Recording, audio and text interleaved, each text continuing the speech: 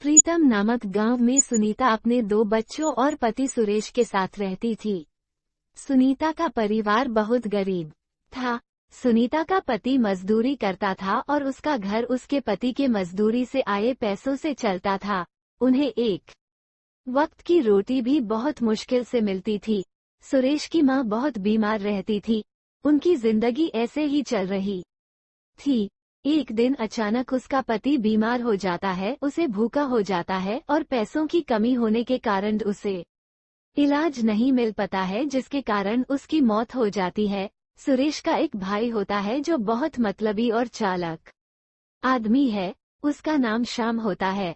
उसने अपने भाई की मौत के बाद थोड़े दिन सुरेश के बच्चों और उसकी पत्नी और अपनी मां का ख्याल रखने का दिखावा किया और थोड़े दिनों बाद श्याम अपनी मां से सुरेश की खेती बाड़ी की जमीन को धोखे से हथिया लेता है और उसे किसी बड़े से सेठ बेच के फरार हो जाता है। सुरेश की मां रोते हुए, मैंने कैसा बेटा पैदा की जो धोखे के से अपनी भाई की जमीनों को हथिया लेता है, अब हमारा क्या होगा।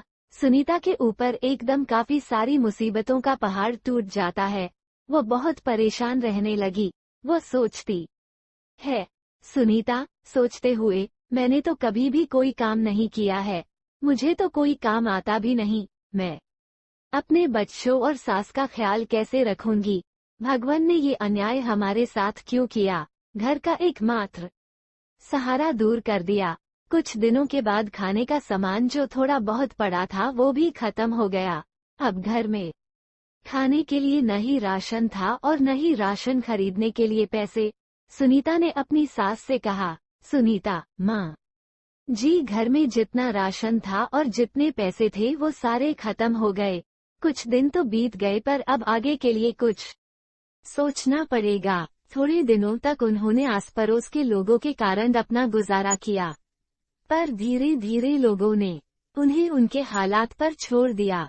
सुनीता अपने बच्चों से कहते हुए, सुनीता बच्चों, आज घर में थोड़ा सा ही राशन पड़ा है जिससे आज का ही खाना बन सकता और फिर कल से मुझे काम ढूंढने जाना पड़ेगा। मैं बहुत परेशान हूँ कि मैं किसके सहारे तुम्हें छोड़कर जाऊंगी। तुम्हारी दादी का ख्याल कौन रखेगा। सुनीता अपने बच्चों और दादी को खाना देती है और थोड़ा सा खाना अपने लिए बचा कर खा रही होती है कि वो देखती है उसके घर के बाहर कोई बुढ़िया खड़ी है। सुनीता अपने बिस्तर से उठती है और दरवाजे की ओर जाती और बुढ़िया से कहती है, सुनीता क्या हुआ माँ जी, आप बड़ी भूखी लग रही हो। बुढ़िया, हाँ बेटी, मैंने कल रात से कुछ नहीं खाया है, कुछ खाने को है तो दे दो। सुनीता, हाँ माँ जी, अभी लाती हूँ। सुनीता अंदर जाती है और जो खाना उसने अपने लिए बचाया था वो लाकर बुढ़िया को दे देती है। बुढ़िया, क्या हुआ बेटी, बड़ी परेशान लग रही हो।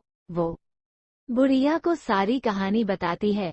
सुनीता, तो अब मैं क्या करूँ, न मैं अपने बच्चों को छोड़कर बाहर काम करने जा सकती हूँ और काम नहीं करोगी तो घर कौन चलाएगा। बुढ़िया, बेटी तुम खाने का ठेला क्यों नहीं लगाती, तुम बहुत अच्छा खाना बनाती हो और ये लो जादुई गोली, इसे अगर अपने खाने में डालोगी तो तुम्हारे खाने को खाकर लोग उंगलियां चाटते रह जाएंगे। जब बुढ़िया सुनीता से बात कर रही थी तो वहां से शाम गुजर रहा था, तो वो सारी बातें सुन लेता है लेकिन वो ध्यान नहीं देता। अगले दिन सुनीता जादुई गोली को खाने में डालकर खाना बनाती है और अपन ठेला लगाती है, अपना ठेला, और अपने बच्चों की मदद से वो ये सारी बात परे गांव में फैला देती है। जब सब उसका खाने आते हैं तो वो सब खाना खाकर अपनी उंगलियां चाटने लगते हैं। सब उसके खाने की तारीफ कर रहे थे। कोई आदमी, वाह क्या खाना बना है, खाकर मजा आ गया, ऐसे ही वो अपना कहना बनाती और उसे बेचती। उसका काम चल गया था, उसकी अच्छी कमाई हो रही थी। एक दिन उसके ठेले के पास से शाम गुजरता है और कहता है, लगता है कि यह जादुई गोली का कमाल है, क्यों न मैं भी वो जादुई गोली चुराकर मैं भी अपना ठेला लगा लूं। रात को शाम सुनीता के घर से जादुई गोली का पैकेट चुरा लेता है। सवेरे सुनीता देखती है जादुई गोली का पैकेट नहीं मिलता। वो बहुत परेशान हो गई। जब वो खिड़की से बाहर देखती है तो उसे वही बुढ़िया दिखती है। वो बुढ़िया के पास जाती है और उसे सारी बात बताती है। बुढ़िया, अरे कोई जादुई गोली नहीं थी, वो तो बस तुम्हें मोटिवेट करने के लिए मैंने पैकेट देकर तुम्हें ऐसा कहा। सुनीता, शुक्रिया, अगर आप नहीं होती तो मुझे पता नहीं चलता कि मैं इतना अच्छा खाना बनाती हूँ। अगले दिन शाम भी अपना थैला सुनीता के थैले के सामने लगा लेता है और खाना बनाकर बेचने लगता है। जब लोग उसका खाना खाते हैं, सब खाना अपने मुंह से थूकने लगते हैं। कोई आदमी, छी छी छी, कितना गंदा खाना बनाया है तुमने, मेरे मुंह का तो स्वाद ही खराब हो गया। उसके बाद शाम बुढ़िया के पास जाता है और उसे कहता है, ये क्या, तुम्हारी जादुई गोली तो काम नहीं करती। वो कहाँ जादुई है, वो जादुई है, पर वो अपना असर तब दिखती है अगर तुम सच्चे मन से खाना बनाओ। तुमने चोरी की और लालच के लिए गोली का पैकेट चुराया, इसलिए गोली ने अपना असर नहीं दिखाया। शाम, मुझे अपनी गलती का एहसास हो चुका है, मुझे माफ कर दो। बुढ़िया, मेरे से माफी मत मांगो, सुनीता से मांगो।